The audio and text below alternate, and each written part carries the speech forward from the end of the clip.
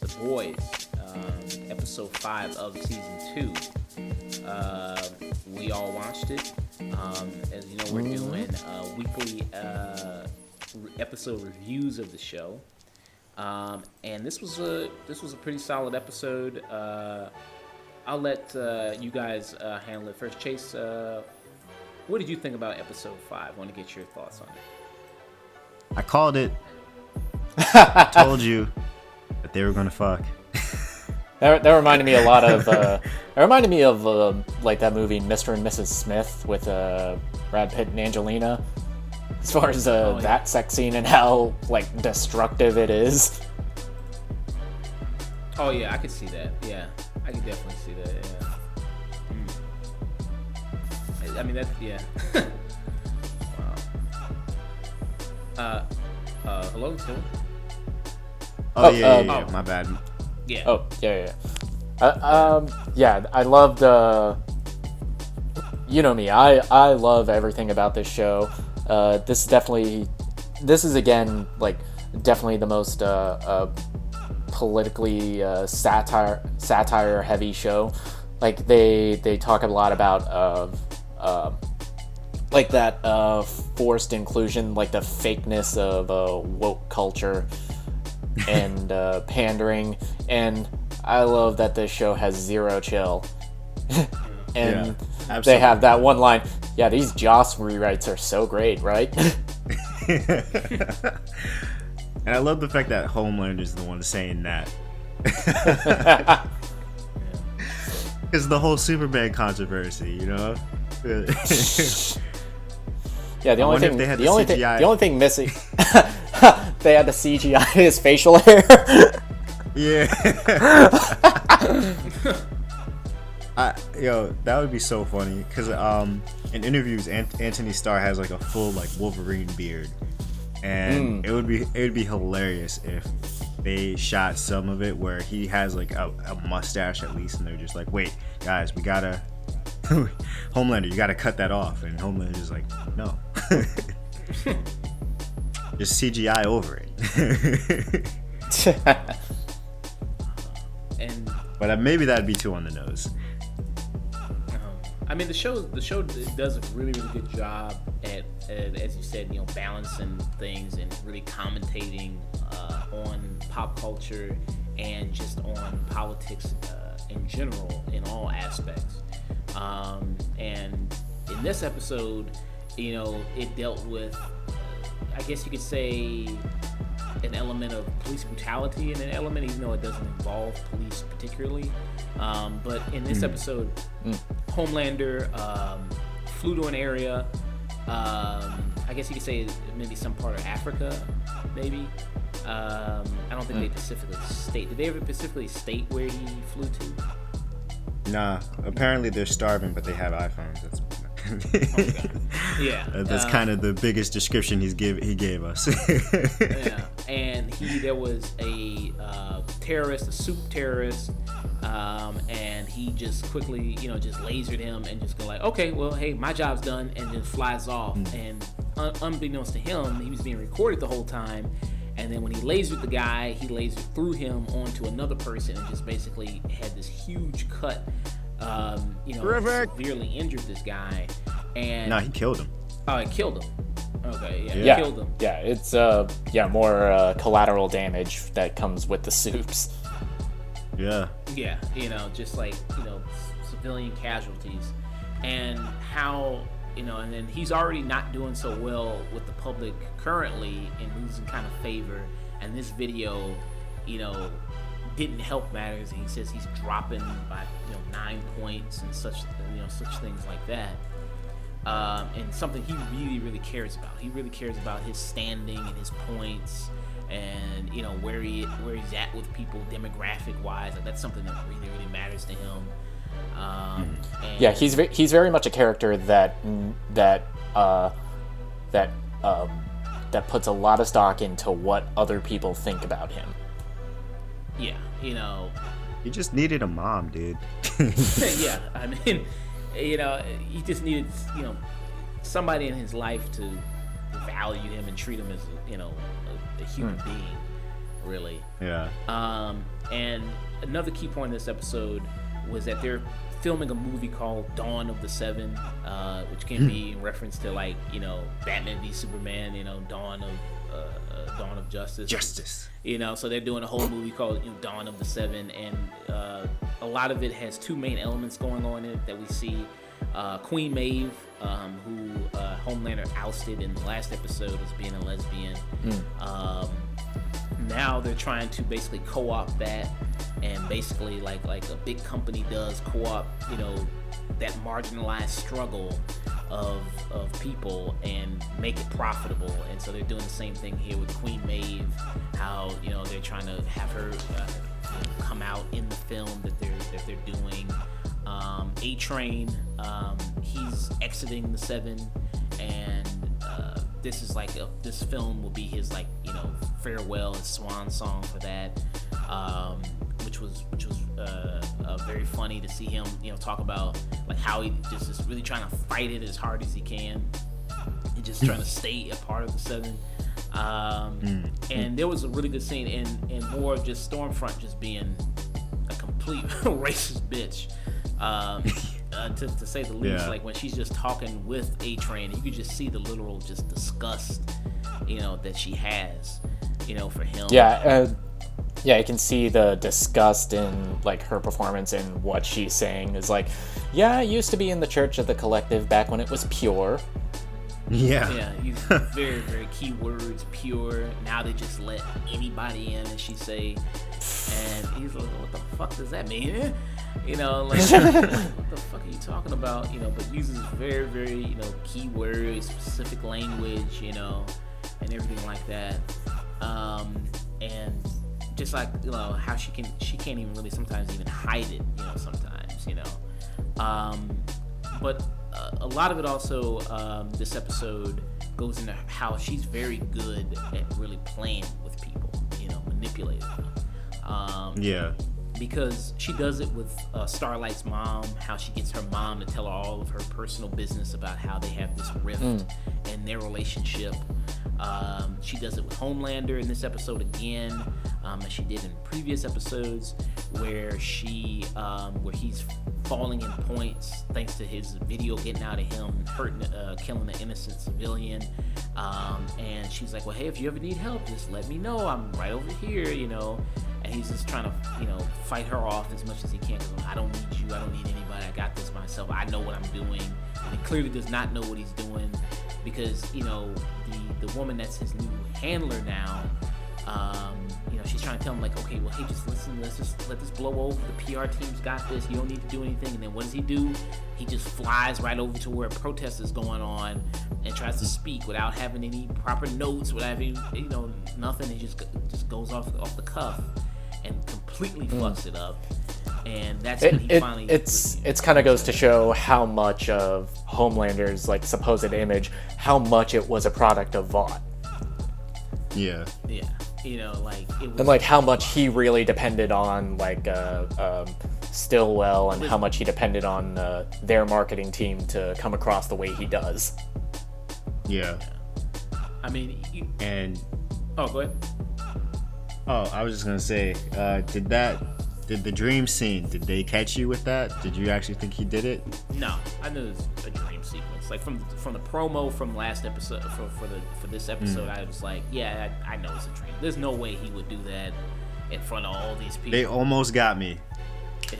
They did too, because they did with me as well, because I legitimately have no idea where this show is going. Yeah,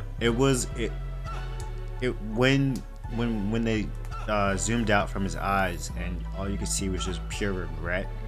That's when it was just wait, did he actually do this? And that's when I was that's what took me back too. Is oh shit, are they really going there? Yeah, so soon. Okay, and of course, once again, Anthony Starr, he is the MVP of this show. Especially his little breakdown after that event happens, and he's just crying, hysterically laughing. It reminded me a lot of Walter White's breakdown in Breaking Bad, where he's in the crawl space. Yeah, he's going through it, and then it's what was so great about that breakdown was that you couldn't quite tell until the end whether or not that whole protest interruption worked for him. Because it's like, all right, like, is he, he's laughing at one point, so he's just like, wait, is he gaining in points? Is he like happy, or are people on his side now, or is it he's actually just going insane, and then he's crying, and then it's just like, all right, yeah, no, people hating him, Twitter's eating him alive. But then we find out towards the end he's laughing and crying, hysterically breaking down because it actually worked. And he doesn't, and it feels like, I feel like his whole world kind of like got tossed out the window because he was so built, like you said, with that image of Vought and Stillwell.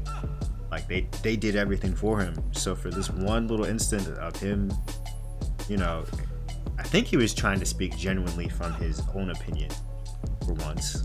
Yeah, because the first episode he pretty much tells the girl Ashley, the new head of the Soups, it's like, yeah, from now on I'll write my own talking points, approve my own marketing, and I'm in charge now. And showing that, oh fuck, I'm in over my head. But it actually worked this time in his favor somehow. Well, it worked in a divisive way. Which I think is the play. I think it mainly worked because he went to Stormfront, so she knew how to take it and shift the narrative. Because you see, like, when he goes to her for help, she's like, okay, well, I got these guys and memes. You know what I mean? Like these memes memes is the thing that controls, the fucking world. I guess memes to America is like what Spice is to Doom. Like it's like fucking memes. Memes made the president Trump. So. Yeah, you know what I mean? That's what memes. And she's like, she's going over it, and she's like, you see, look at these memes, and it has like different ones where it shows like the body of the person he killed, and it was like photoshopped, fake, and it is circled and all red and question mark. And she's like, well, if you see this on your uncle's Facebook, that's how you know it's working. That's how you know it's good. So it's like goes in that thing of shifting the narrative and like making the congresswoman that was leading the protest. It makes her kind of seem like she's crazy. Like takes a picture of her with her mouth all wide open and with a caption on it that makes her seem like she's crazy. Very much making her an AOC stand-in.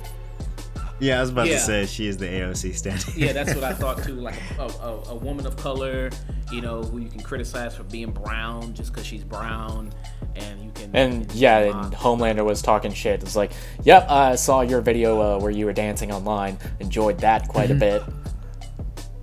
Oh yeah. Oh, I missed that. Oh yeah, I actually missed that. Yeah. So that, I mean.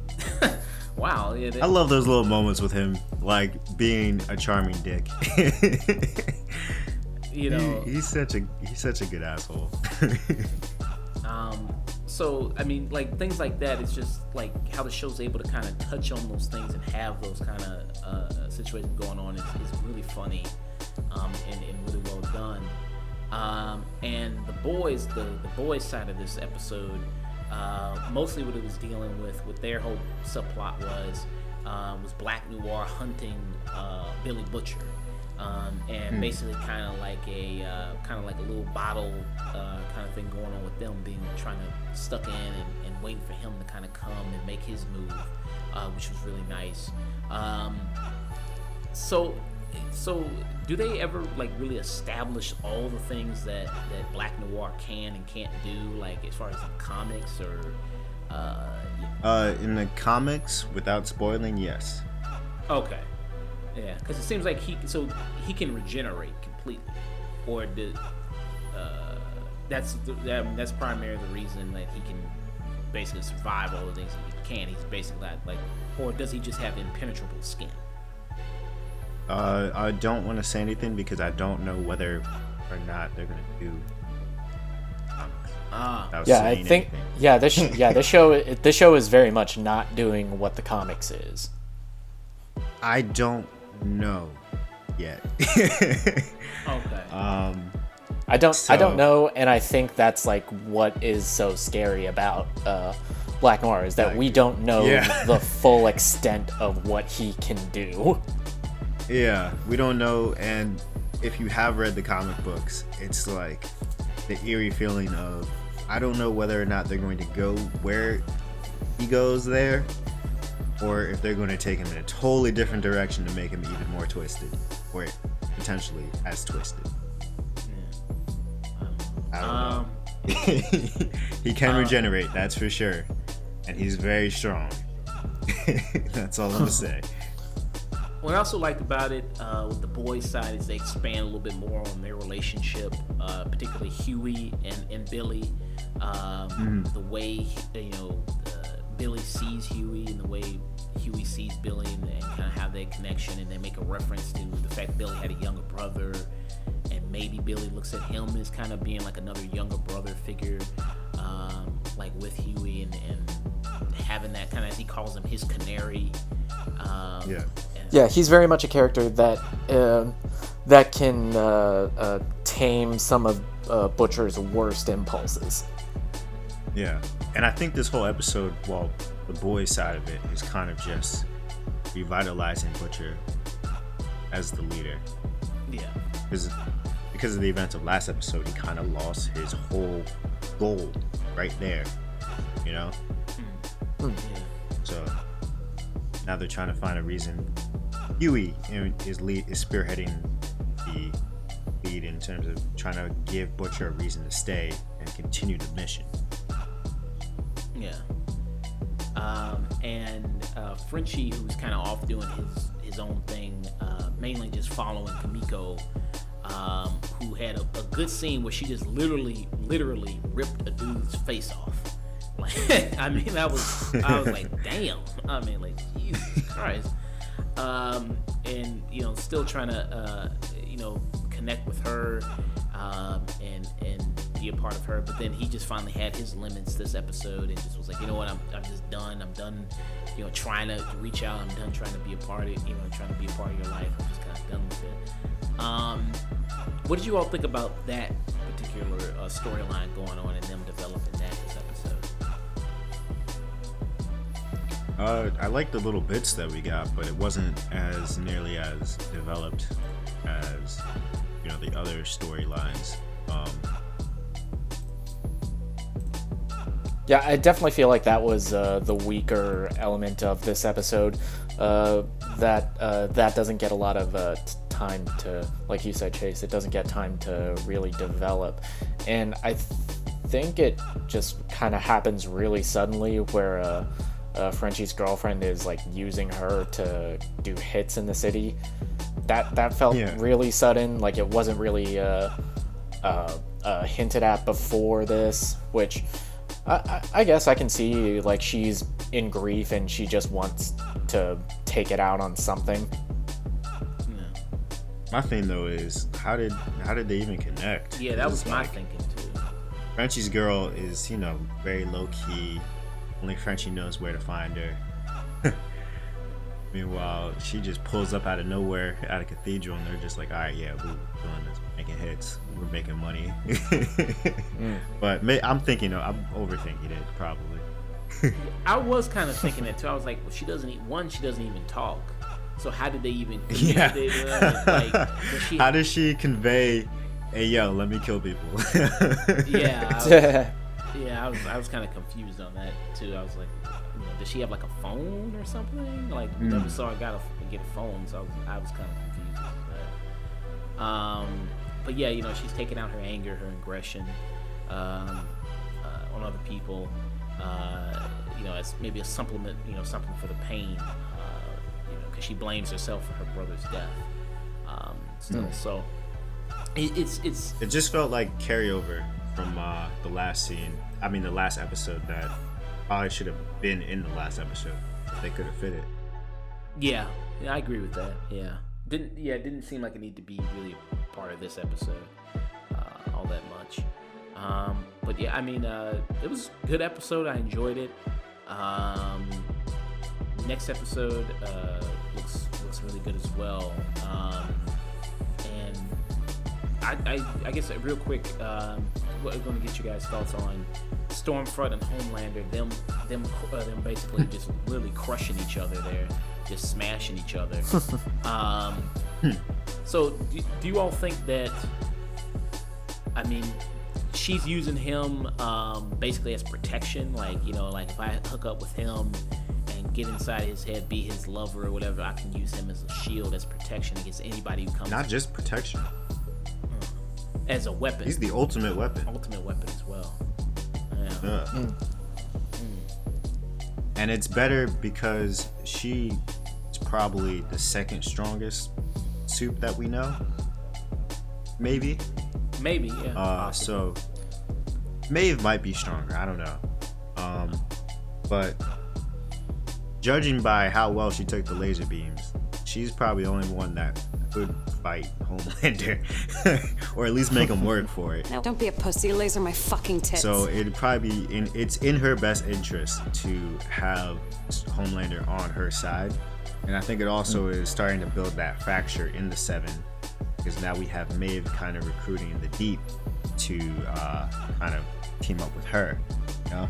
Yeah, to kind of usurp Homelander. Yeah. Yeah, it's getting a little Game of Thronesy on this show as far as like the backstabbing is going. Yeah. It was really funny when she met him. And then first he was like, "Hey, do you want this book?" She was like, "Fuck no, I don't want that book." It was that church of collectibles. and then there was a scene where she's talking. She was like, "Well, hey, listen. In order to get back into the Seven, you're gonna need a woman on the team to help you to let people know you're not a piece of shit." And he says, "You think I'm a piece of shit?" And he's like, "Oh yeah, fuck yeah, I think you're a piece of shit." Yeah, you are. Yeah, I was like, yeah, you are. And I was like, wow. I was like, yeah. But listen, this is a deal.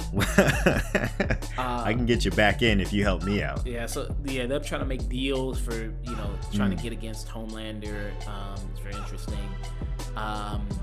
Starlight, she's also trying to investigate more of like a Stormfront, and then her knowing, they're basically knowing each other's secrets, is adds a new dynamic to things, really twist things up. Yeah, is there anything else we missed in the episode at all? I think we covered. I think we pretty much covered everything in this episode. Yeah, I think. Alright, Cash can get it. Yeah, I think But not Stormfront. Yeah. Everybody listening to this, hey, find us at Twitter, Afternoon Tune, Facebook, Afternoon Tune. Check out our Facebook page. If you're listening to this video, you already know what to do. All right, do all that fun stuff that helps support us. The liking, subscribing. You already know how to do all that jazz. If you want to send us an email, theafternoontune@gmail.com. Chayse, final word to the people.